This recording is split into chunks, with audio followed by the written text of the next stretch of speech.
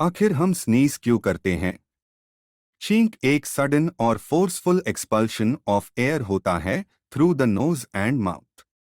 लेकिन आपको पता है कि हम स्नीज क्यों करते हैं?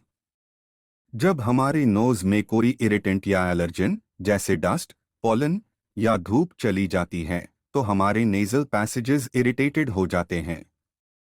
इसके रिस्पॉन्स में ब्रेन एक सिग्नल भेजता है तो एक्सपेल दैट इरिटेंट।